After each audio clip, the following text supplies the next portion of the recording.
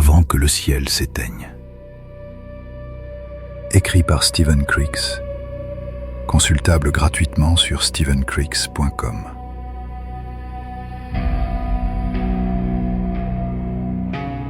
Chapitre 2. La Jeep filait à toute allure, les phares tranchant la poussière jaune. Personne ne parlait. À travers les vitres, on voyait l'horizon rougeoyer, l'incendie dévorait la nuit. Une nuit sans étoiles. Tout être censé aurait fui, mais nous, on fonçait droit dans la gueule d'un monstre de feu et de cendres. Des flocons noirs s'écrasaient sur le pare-brise, fondant aussitôt en traînées huileuses que les essuie-glaces chassaient sans relâche. Le moteur hurlait. Chaque chaos nous projetait les uns contre les autres, comme si la route elle-même voulait nous repousser en arrière. Je sentais la sueur me coller la chemise sous la vareuse, mêlée à l'odeur de cuir chaud et d'essence. Les deux types de chaque côté empestaient. Celui de gauche, une haleine de café froid et de tabac. Celui de droite, une odeur sucrée de déodorant bon marché qui tentait, sans succès, de masquer la peur. Un type que je ne connaissais pas conduisait la Jeep. Un grand type taillé comme un roc, les mains agrippées au volant. À côté, le colonel Maurice fixait la route, mâchoire serrée. Pas un mot, pas un regard. L'homme était une statue de discipline et de silence. Au bout d'un moment, le soldat à ma gauche finit par craquer. « Mon colonel, c'était quoi cette explosion ?» Silence. Un vrai. Un qui vous fait regretter d'avoir ouvert la bouche. « Vous croyez que c'est les Russes ? On a vu un putain de nuage en forme de champignon, bordel. C'était nucléaire, ça, non ?» Maurice tourna lentement la tête vers lui. S'il avait eu un flingue à la place des yeux, Wheeler aurait déjà un trou dans le front.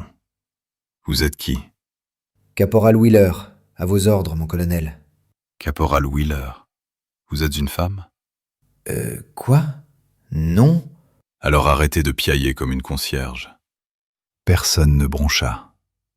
Comme je l'ai toujours dit, dans une base, savoir fermer sa gueule, c'est une qualité précieuse. La chaleur montait à mesure qu'on s'approchait du brasier. 3 camions de pompiers nous dépassèrent, sirènes hurlantes, gyrophares déchirant la nuit. On bifurqua à un embranchement, eux à gauche, nous à droite. Un peu plus loin, la route s'ouvrit sur une clairière éventrée. Et là, au milieu des troncs arrachés, une masse sombre, triangulaire, posée de travers.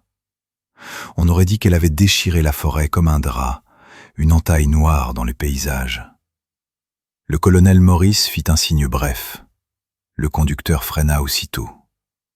Derrière nous, le reste du convoi s'immobilisa dans un crissement de pneus.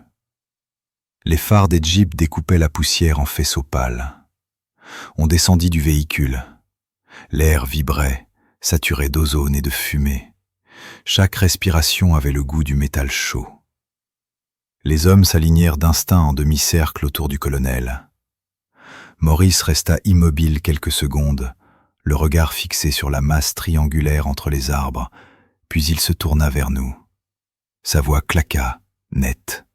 À 23h00, 2 appareils non identifiés ont pénétré notre espace aérien à haute altitude. Aucune signature radar, seule l'observation visuelle nous a permis de les repérer. Les derniers soldats nous rejoignirent en courant. Il reprit. Aucune réponse à nos appels. Nous avons déclenché le protocole. Nous n'avons pas eu à tirer. Le premier appareil s'est désintégré au-dessus du site A. Le second, il désigna la forme derrière lui, a tenté un atterrissage d'urgence ici, sur le site B. Il marqua une courte pause. Contrairement à l'autre, celui-ci est pratiquement intact, et à ma connaissance, il ne correspond à aucun modèle connu de l'USAF. Il balaya le groupe du regard, lentement. Nous ignorons encore d'où il vient. Peut-être des soviétiques, ou peut-être d'ailleurs. Un silence lourd tomba. Personne n'osa poser de questions. Le seul son, c'était le crépitement du brasier et le tic-tic nerveux du compteur Gégère à l'arrière d'une Jeep. Je regardais l'appareil. Même d'ici, on devinait sa taille, immense. Une forme que je n'avais jamais vue. Pas d'aile, pas de cockpit.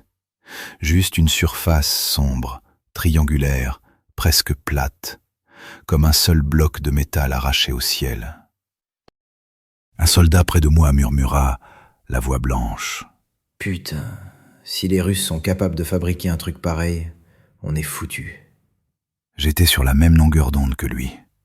Une avance pareille, on ne la rattraperait jamais. Sous la lumière des projecteurs, la coque semblait absorber la clarté au lieu de la renvoyer. Pas un reflet, pas une jointure, rien. Un avion fantôme, aucune signature radar. L'air vibrait encore tout autour. Je sentais un tremblement sous mes pieds, comme si le sol respirait. Derrière nous, le compteur Geiger crépitait sur la banquette arrière, un son d'insecte mécanique, lancinant. Maurice revint vers nous après avoir échangé quelques mots avec 2 militaires qui s'éloignèrent en courant. Comme vous l'entendez, la zone est radioactive.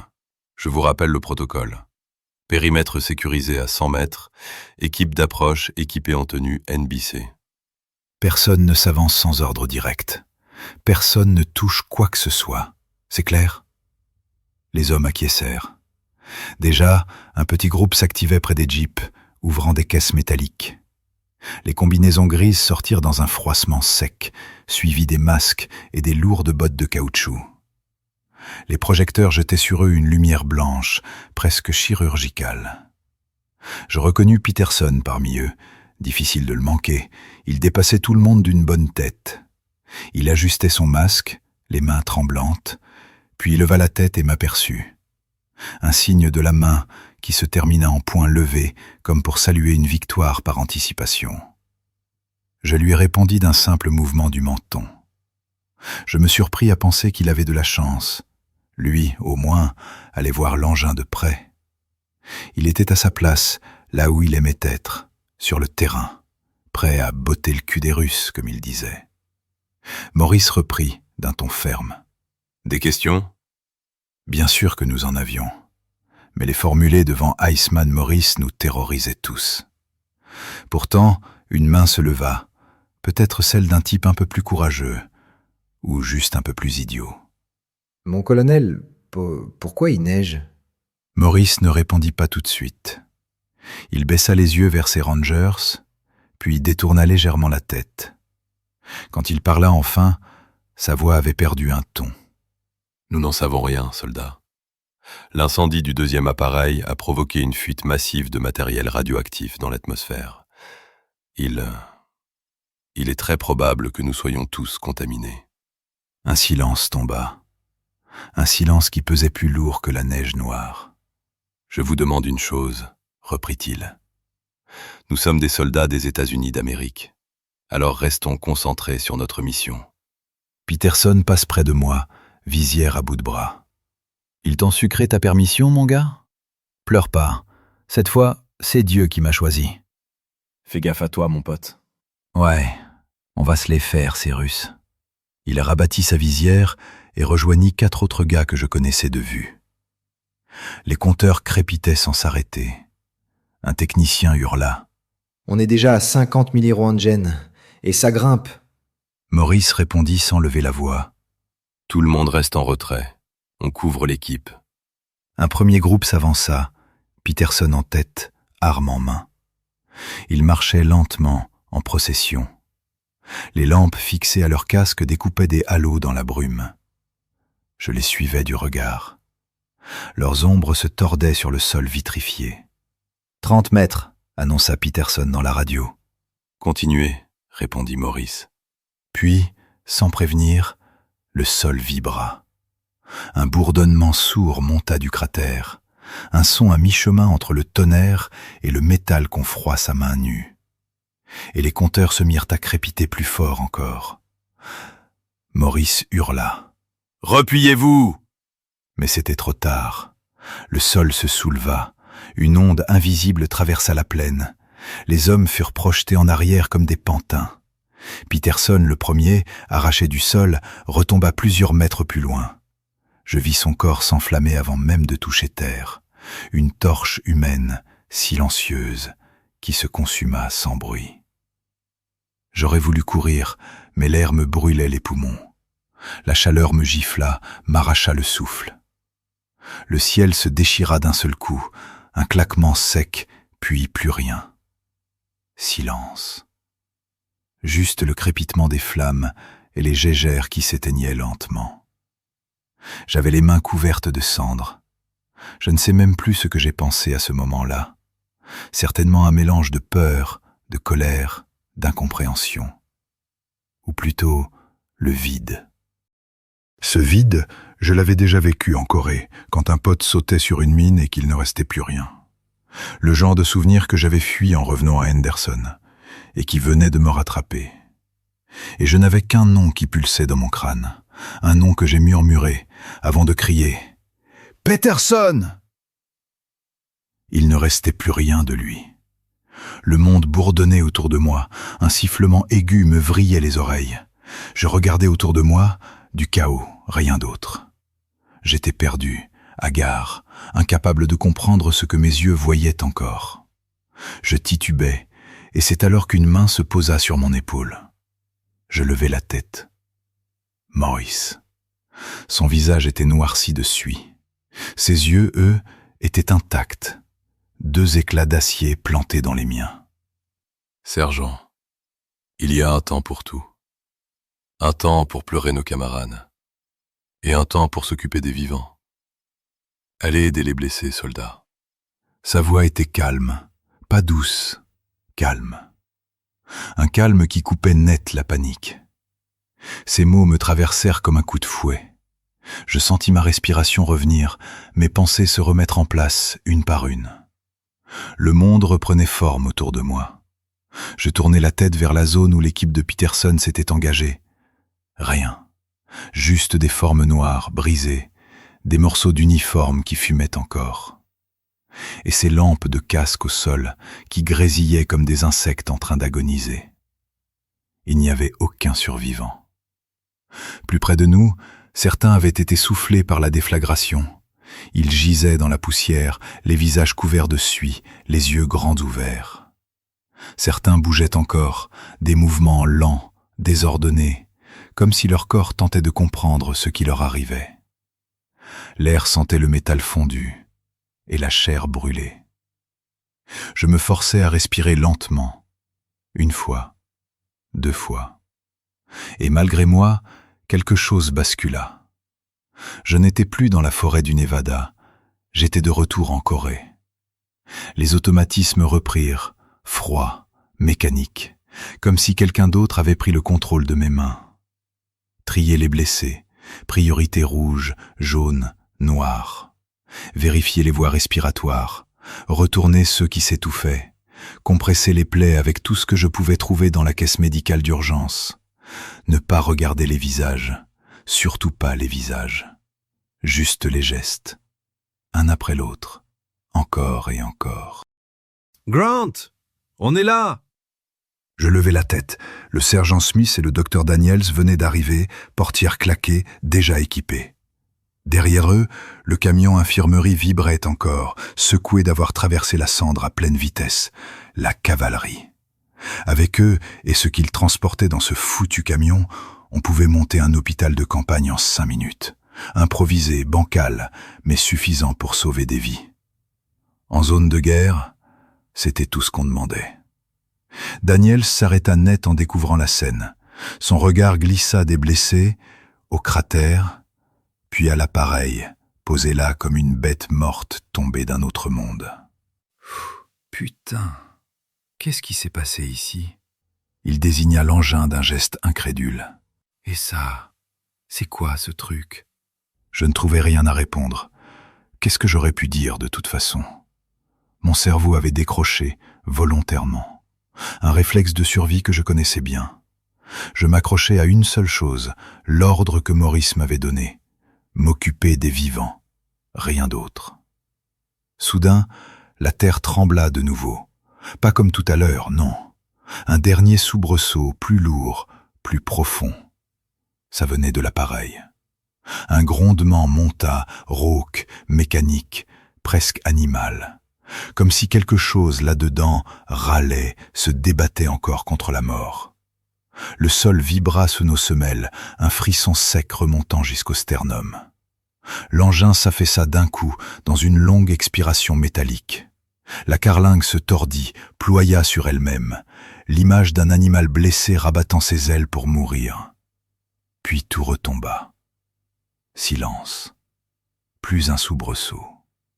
Comme si la chose venait, enfin, de rendre son dernier souffle. Les hommes autour de moi levèrent la tête, instinctivement. Maurice, lui, ne broncha pas. Mais je vis quelque chose changer dans son regard. Un déplacement minime, une résolution qui se formait. Il s'avança, un pas sec qui écrasa la poussière. « Sergent, t'as fait la Corée, pas vrai ?» La question me prit de court. En plein chaos, ça sonnait presque intime. « Oui, mon colonel. »« Et tu tires le coup ?» Je déglutis. « J'essaye, mon colonel. » Il hocha la tête, lentement, sans me lâcher des yeux. Ses pupilles étaient de l'acier pur, en train d'évaluer un maillon de chaîne, chercher la faille, ou confirmer qu'il n'y en avait pas. « J'ai besoin de toi, sergent. Mais j'ai besoin de savoir si tu vas pas me lâcher au milieu du terrain. Tu me suis ?» La phrase me traversa comme une lame froide. Je sentis mes épaules se redresser toutes seules. « Vous pouvez compter sur moi, mon colonel. » Maurice tourna la tête vers la carlingue, bras croisés, un souffle bref qui n'était pas tout à fait un soupir. J'ai envie d'y retourner. Je clignai des yeux. « Mais le champ de force ou je sais pas quoi ?» Justement. Maurice semblait chercher ses mots. Je peux me tromper, mais je pense que ce qu'on vient de sentir, c'était peut-être sa désactivation. Regarde, plus une vibration. Même les gégères se sont tues. Depuis qu'on a posé le pied ici, ça grondait en continu. Il avait raison.